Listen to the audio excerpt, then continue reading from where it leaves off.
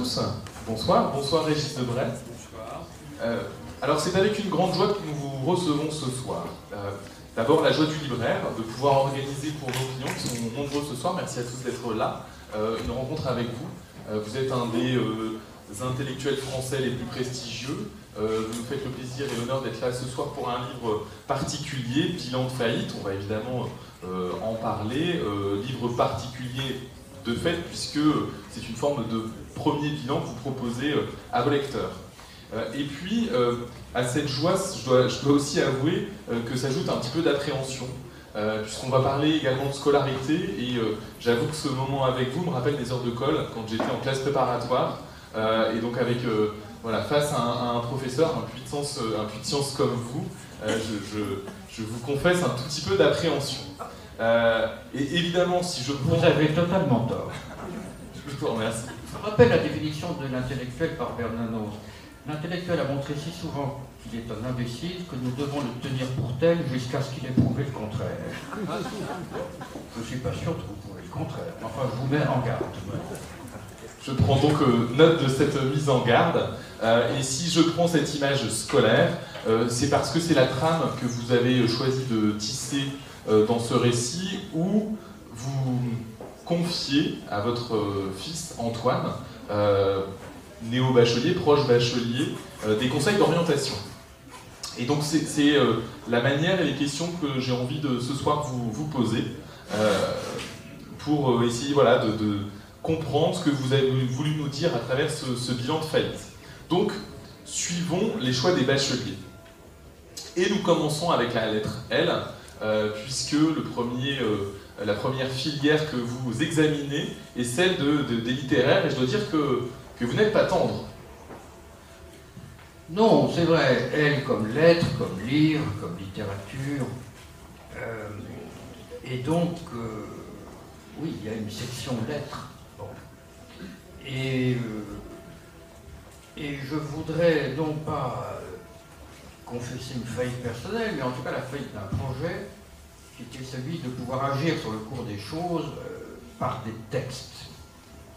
Et j'ai simplement pris acte un peu tardivement d'une sorte de glissement du socle civilisationnel du mot vers l'image.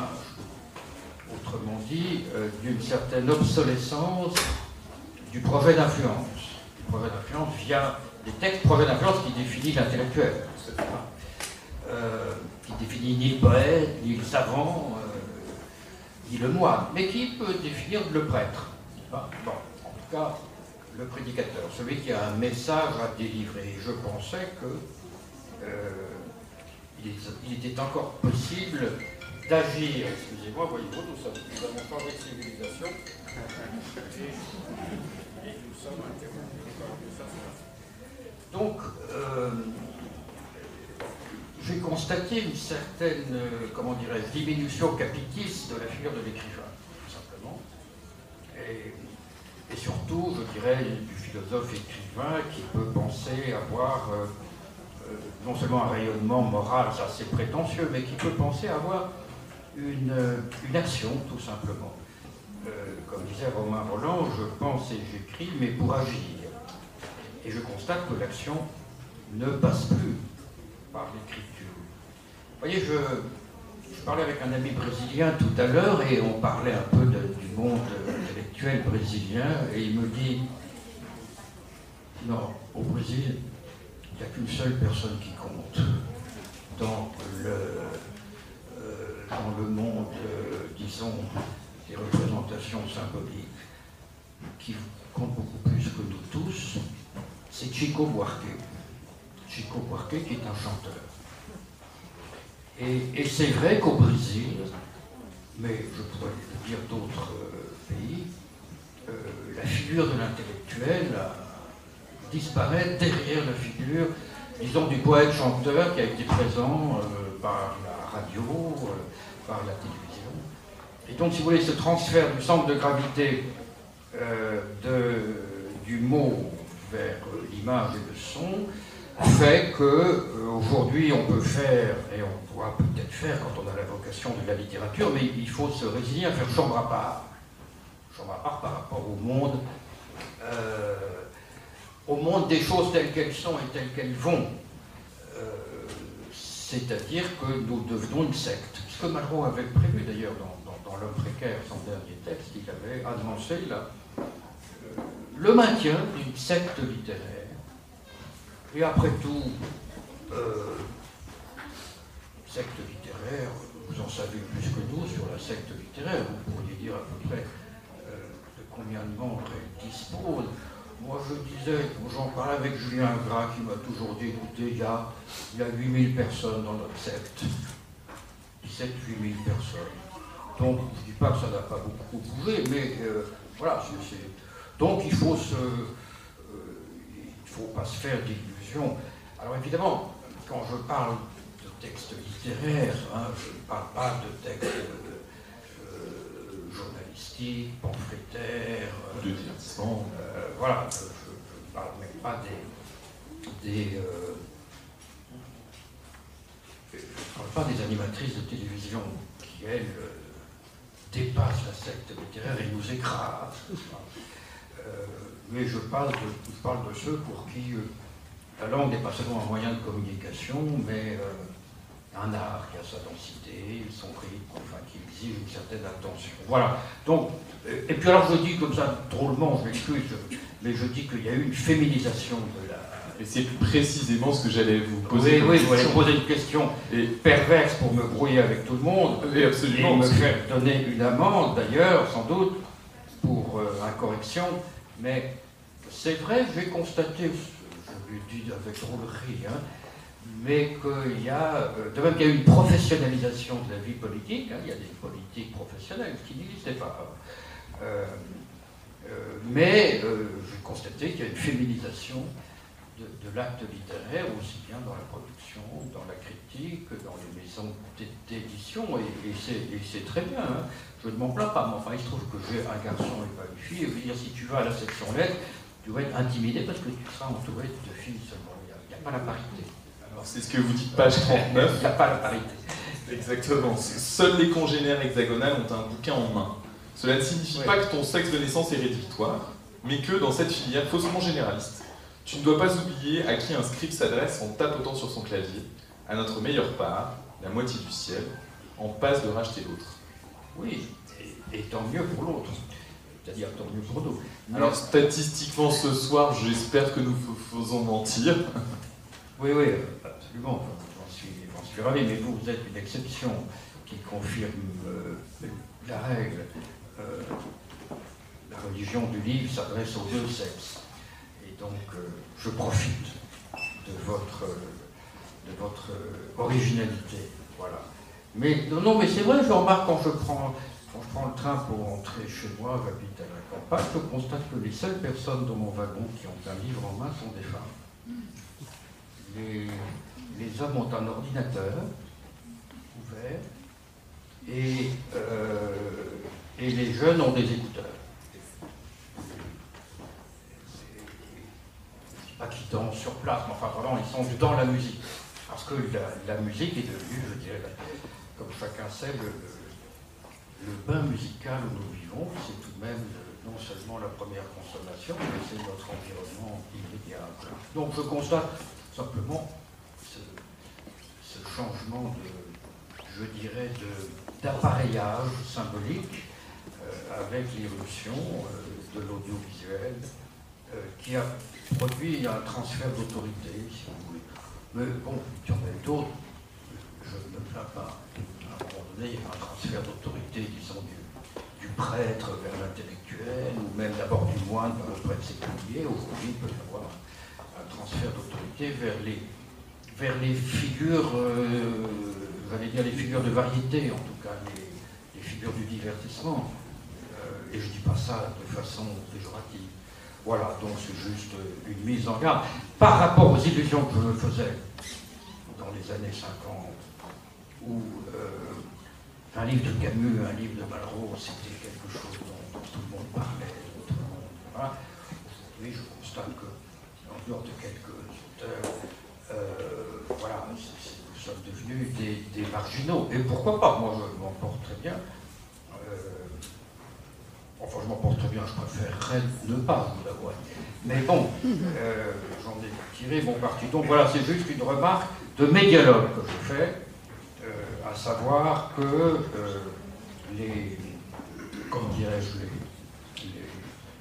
les matérialités du monde symbolique, les supports, les vecteurs ne sont plus les mêmes. Voilà, ce qui n'invalide pas du tout la recherche ou même l'ascèse littéraire. Et alors donc, je me pince en le disant précisément ici, mais on est en train de se dire que la voix, elle, voix de garage. Non, parce que dans ce livre, même un livre, comment dirais-je, au deuxième degré, j'utilise, je pastiche la langue, le langage du management, je pastiche le langage de la génération de mon fils, qui est d'ailleurs celle de nos gouvernants aussi, qui est la langue du chiffre, des résultats, de la rentabilité, des équilibres, etc. Donc je me place en petit entrepreneur, et je m'adresse à un futur petit entrepreneur, et je lui dis, moi, mon entreprise, ça ne marche pas bien. Donc toi, si tu veux que ça marche un peu mieux, fais pas la même chose. Voilà. Bon, j'espère que le cum grano salis n'échappe pas tout de même au lecteur. Même si je dois avouer avoir mal vécu le nouveau pouvoir que vous avez publié au CERF, une conférence que vous aviez donnée, où en effet notre génération était un tout petit peu moquée quand même. Non, là c'était un article de la revue de médiologie que je dirige, où j'avais fait une réflexion sur la montée du pentecôtisme, n'est-ce pas? Et je pensais qu'il y avait, mais je ne voudrais pas vous choquer, qu'il y avait la montée d'un néo-protestantisme qui caractérisait, je dirais, une forme d'américanisation du paysage français. Voilà. Mais ne parlons pas de ça, même si c'est un lieu pour en parler. Absolument. La théologie, protestantisme, orthodoxie, c'est pas l'objet, c'est pas l'objet. Non, revenons à nos filières. Donc, Antoine n'ira pas en bac L. Non. Ah bah de toute façon, c'est fait, il n'ira pas en L. Mais ce qui l'intéresse, c'est la science et la technique, et je l'en loue. Et je l'en loue car c'est là où les choses se passent. Et c'est effectivement ce que nous découvrons au fil de la lecture de votre livre. Mais avant de passer à la filière scientifique, alors vous taillez un joli costume à la filière économique et sociale que vous dites E plus S égale P, P comme politique. Oui, parce que nous avons également assisté, je dirais, à l'avènement de l'homo economicus, c'est-à-dire à la primauté de l'économie sur le politique. Bon, ce qui résume, ce qui, je dirais, renvoie la politique à la communication comme une technique consistant à produire et renouveler, mois après mois, un système de tromperie efficace, qu'on appelle la communication. Et quand on voit effectivement,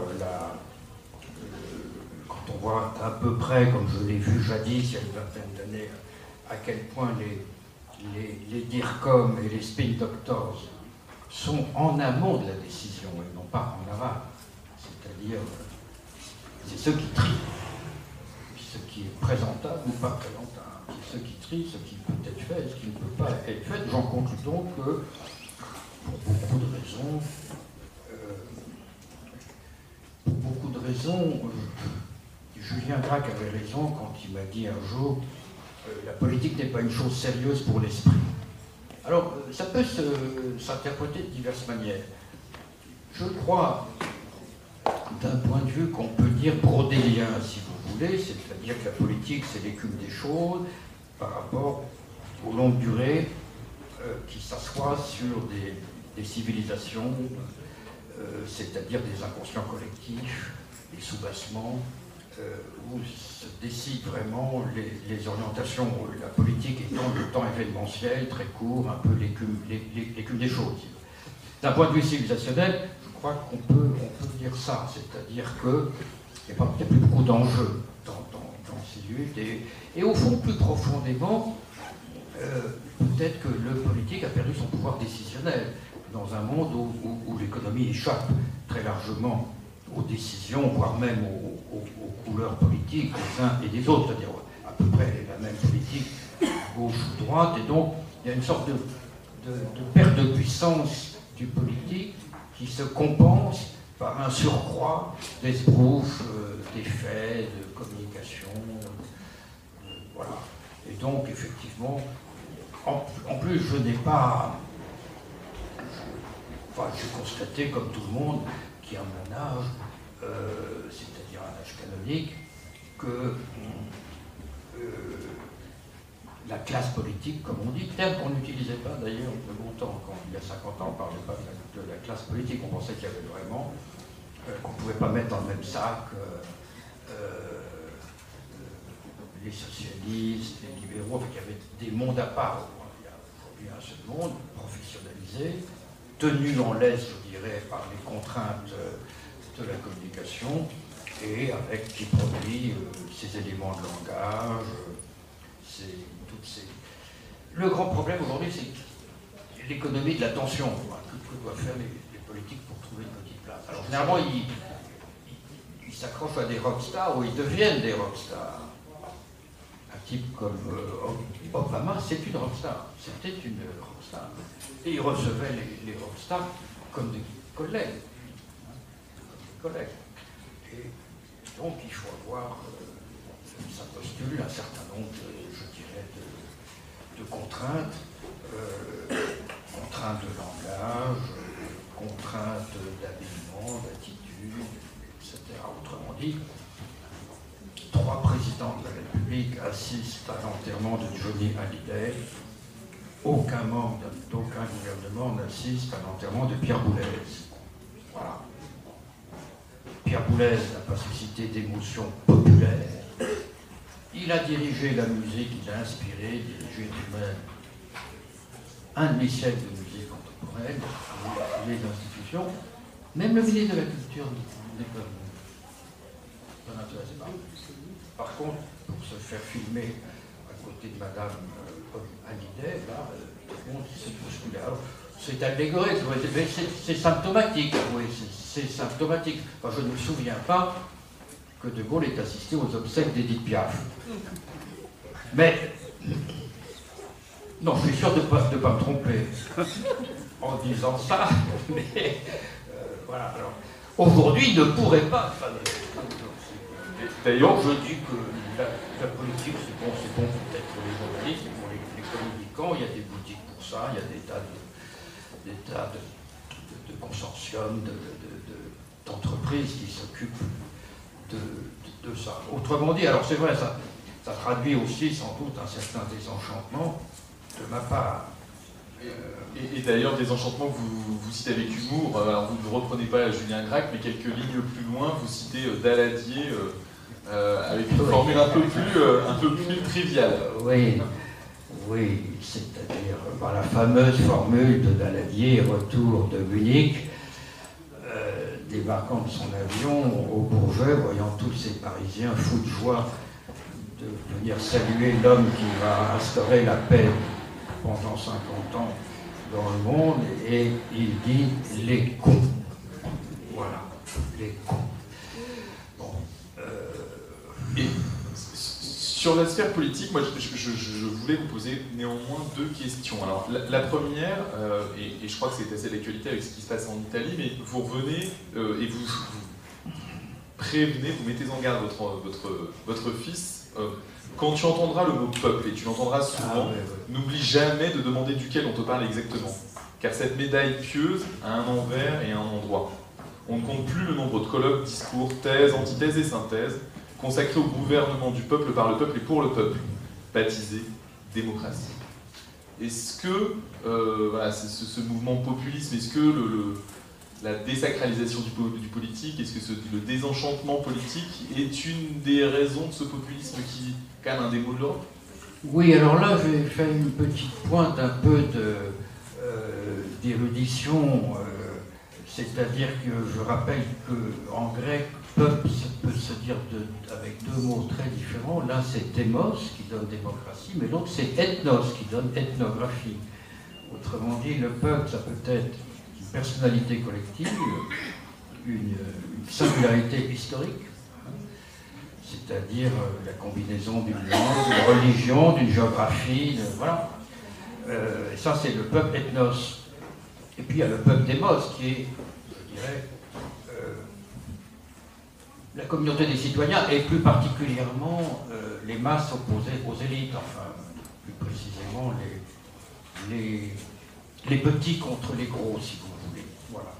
Et alors, on peut interpréter effectivement la défense du peuple de deux manières. Ça peut être soit la défense d'une culture singulière, c'est ce qu'on appelle le souverainisme, en gros, soit la défense des intérêts des plus démunis. Voilà. Et souvent, ce ne sont pas les mêmes. On peut parfois rêver de les trouver combinés, si vous voulez, de les trouver associés. C'est-à-dire à la fois, pour aller vite, disons, le soutien aux classes défavorisées par l'État et par ailleurs le maintien de la francophonie, de l'appui au cinéma français, bref, toute une série de mesures favorisant le maintien d'une exception culturelle française, mais qui vaut aussi pour l'exception culturelle italienne, américaine. Voilà. Donc c'est vrai que ce mot peuple sert un peu à tout, et il faut savoir exactement de quoi l'on parle. Est-ce qu'on parle d'histoire ou est-ce qu'on parle arithmétique? Voilà. Et vous disiez que vous étiez peut-être désabusé. Alors, je vois une note d'espoir, page 93, quand vous dites je tiens qu'il faut voir et dire le monde tel qu'il est, sans valeur ajoutée, pour être honnête avec soi-même et les autres. Mais qu'il faut le voir tel qu'il n'est pas pour oser le changer et y instiller un peu de justice. Finalement, c'est porteur d'espérance, ça. Oui, non, je pense, si vous voulez, qu'il n'y a pas d'action historique sans une croyance. Voilà. Autrement dit, pour le dire en d'autres mots, une action, une action responsable exige d'être un peu irresponsable. Pour aller vite, c'est-à-dire en tout cas, je crois qu'il faut un mythe porteur, une mythologie, ou une croyance, ou une transcendance, qu'elle soit située dans l'au-delà ou dans l'histoire d'ici-bas. Mais en tout cas, c'est vrai qu'une somme de connaissances, une somme de compétences objectives ne permet pas une aventure collective. Voilà. Et donc c'est pourquoi j'incite mon fils à ne pas devenir un puits de science, à ne pas accumuler les connaissances qu'il est toujours bon d'avoir, mais de ne pas négliger certains enthousiasmes, certaines confiances, certaines foi, voilà. Parce que c'est elle qui est dynamique. Voilà. C'est elle qui communique de l'énergie.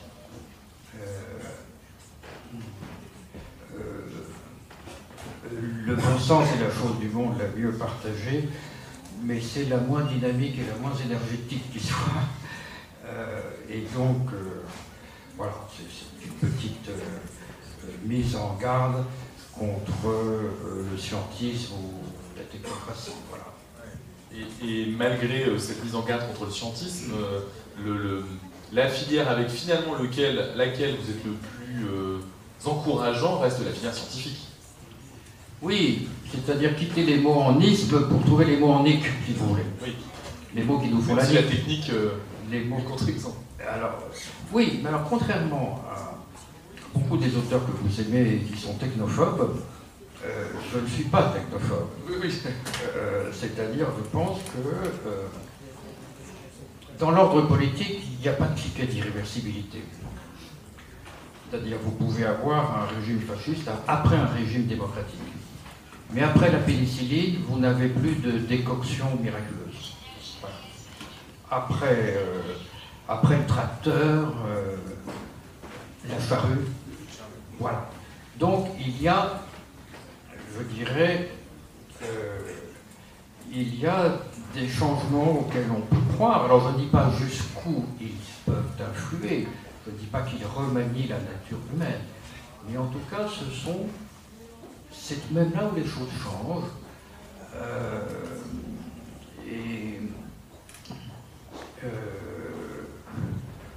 si je n'étais pas chez vous, je dirais que Simone Veil, c'est très bien, mais la pilule, c'est pas mal.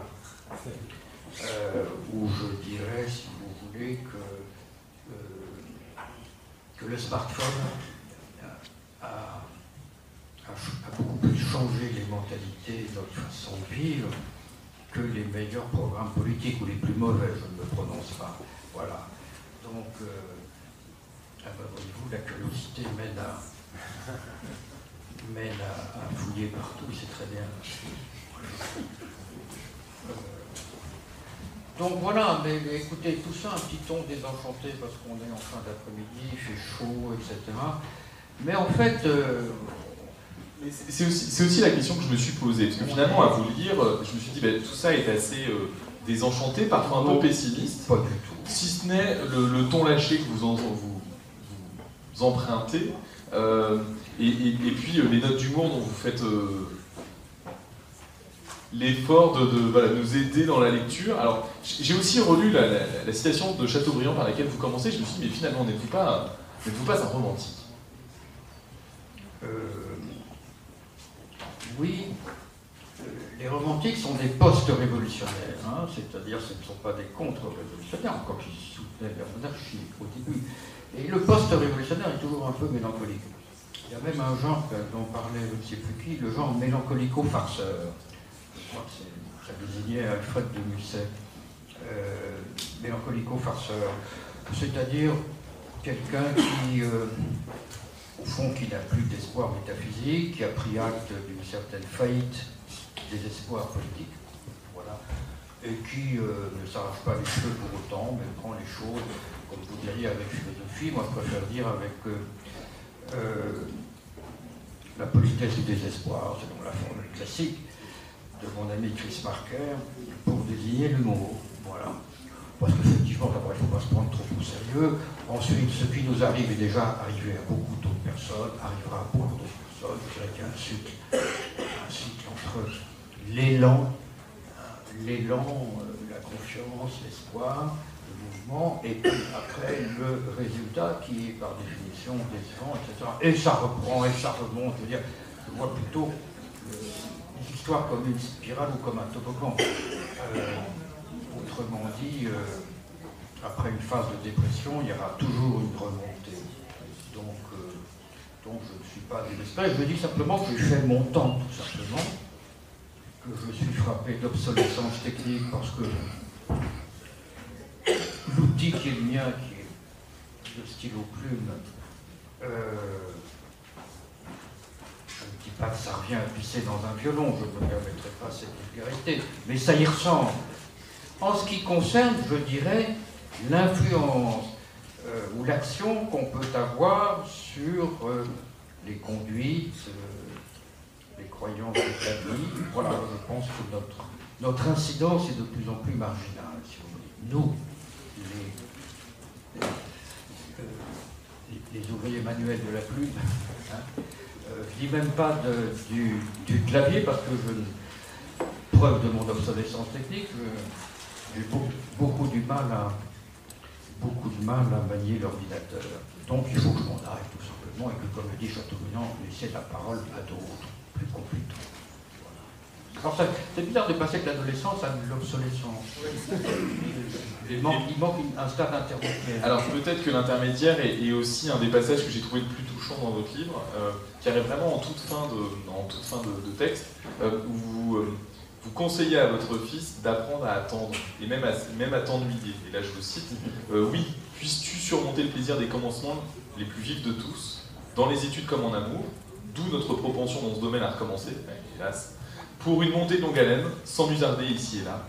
Mais peut-être nos fausses routes sont-elles le prix à payer pour garder notre liberté de mouvement et renouveler de loin en loin notre carapace de certitude autoprotectrice. Joli ça. Non, c'est une mise en garde.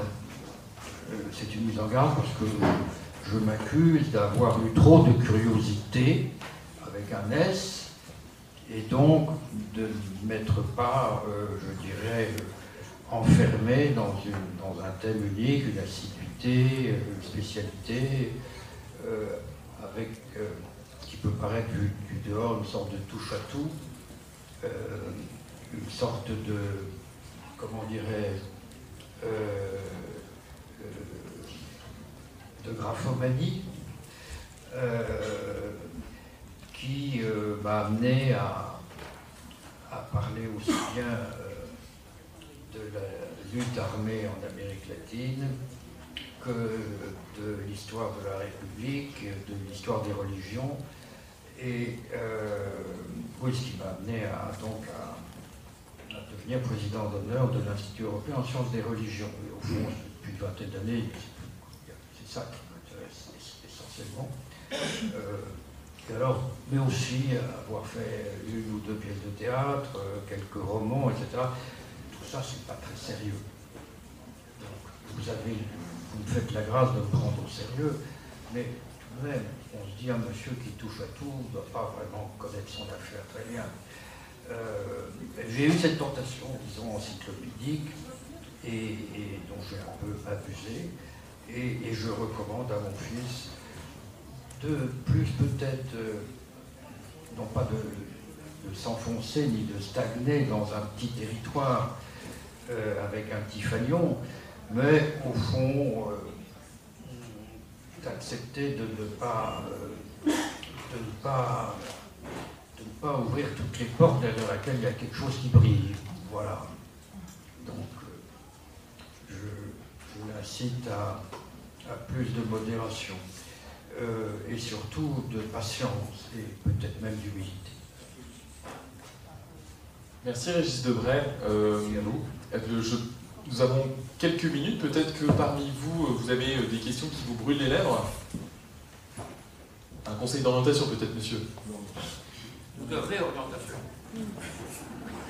Votre bilan de faillite concerne vos pratiques, comme on disait naguère. Mais j'ai l'impression que votre cadre de pensée est resté intact. Oui, vous avez raison. Vous avez raison. Vous savez, j'ai trouvé, avant de venir ici, je savais que, je pensais que vous alliez me poser la question, j'ai trouvé une phrase de Claudel que je trouve formidable. Je vais vous la lire. L'édifice de mes opinions et de mes connaissances restait debout et je n'y voyais aucun défaut. Il était seulement arrivé que j'en étais sorti. C'est-à-dire qu'au fond, je reste ce que je suis, je continue d'avoir à peu près le même credo en politique, dans la société, en littérature. Bon, simplement, j'ai plus envie de me battre pour, voilà, mais je ne renie rien. Je ne détruis rien. Simplement, je ne me sens plus peut-être trop convaincu de l'inutilité ou du peu de rendement, pour employer le langage actuel, du peu de rendement, disons, des militants, si vous voulez, parce que je suis frappé tout de même. Je me souviens d'une discussion avec Olaf Palme il y a très longtemps, le Premier ministre des lois. Et je lui disais, alors, tu es socialiste, tu es au gouvernement, qu'est-ce que peut changer un dirigeant politique? Il était Premier ministre. Il me dit 5% de l'état des choses. Alors, ils exagéraient un peu. Mais, effectivement, je trouve très peu performant, si vous voulez, l'énergie dépensée sur le terrain politique. Voilà. Mais ça ne peut pas dire qu'il ne faut pas en dépenser de l'énergie, mais simplement ne pas se faire d'illusions sur l'extraordinaire contraste entre l'élan et le résultat. Voilà. Parce qu'il y a toujours une déviation de trajectoire entre le but visé et le but atteint. Et c'est un peu toute l'histoire politique des 100 dernières années. Il y a un but visé, mais le fait que ça se déroule dans le temps, qu'il y ait beaucoup de circonstances qui agissent, qui dévient, le but atteint n'a plus grand-chose à voir avec le but visé. Ça vaut aussi bien, j'imagine, pour la gauche que pour la droite. Plus pour la gauche, parce que le but visé est plus ambitieux. Monsieur, vous aviez une question? Oui, moi je fais partie des gens qui ont de l'admiration Régis Debray, sincèrement, il y a très très longtemps. J'ai eu une chance inouïe il y a quelques années d'avoir passé, on s'accompagnait quelques jours à Sydney, je ne sais pas si Debray s'en rappelle. Et je sais que il n'y a pas besoin de cette. Vous n'avez pas besoin de cela, je dis cela. Mais j'ai pas lu encore, j'espère à partir de ce soir, votre livre, mais j'ai lu votre interview à propos du livre, je crois dans Le Point, si je me comprends. Je ne sais pas. Il y a 10 jours, vous avez donné une interview, oui. Mais je ne me rappelle plus sur quel organe j'ai lu ça. Et l'impression avec laquelle je suis sorti, un peu désagréable pour moi, c'est que vous faites partie de ces gens qui ont rêvé de changer le monde, et là vous faites le constat que peut-être qu'il faut se contenter que le monde nous ait changé, il n'y a plus rien à faire, une forme de tolérance. Vous citiez Claudel, et vous savez ce qu'avait dit. Oui, il y a des maisons pour ça. Il y a des maisons pour ça. Est-ce que je me trompe, monsieur Debray? Rassurez-moi. Non, vous posez une vraie question. Aujourd'hui, c'est vrai que je m'intéresse beaucoup aux civilisations, c'est-à-dire aux longues durées, et donc pourquoi j'ai cité Fernand Braudel, et donc, la notion de civilisation est une notion qui peut dépolitiser, c'est-à-dire qui peut donner à penser que tout revient au même. Bon, alors à quoi bon? Je reconnais que c'est un danger, mais j'espère ne pas tomber dans cette résignation ou dans cette démission. D'abord parce que mes opinions n'ont pas changé, mes votes non plus, et je n'insulte personne et je ne renie rien de ce que j'ai fait ni des gens que j'ai connus. Simplement, je constate deux choses. Que les moyens du changement ne sont plus ceux d'avant, tout simplement. Et que l'activité intellectuelle, littéraire, sciences humaines, recherche, n'ont plus beaucoup d'incidence sur le cours des choses. Et que les politiques s'en foutent. Voilà. Ça, c'est donc ce que j'appelle un changement de portage. Les supports sont plus les mêmes. Donc quand vous êtes dans une certaine filière historiquement déterminée par des siècles d'activité théorique ou littéraire, vous dites, c'est plus là que ça se passe. Bon. Et puis deuxièmement, il est vrai que nos marges de manœuvre me semblent de plus en plus réduites, notamment par la dictature économique. Alors, je lutte contre cette dictature économique, mais je ne crois pas qu'on puisse la renverser du jour au lendemain. Mais je prétends qu'il est bon de la dénoncer. Un assèchement symbolique. Le Vatican vient de le faire. Oui. Le pape François est très bon sur ce sujet. Et donc, voilà, c'est vrai, je dis, quand je dis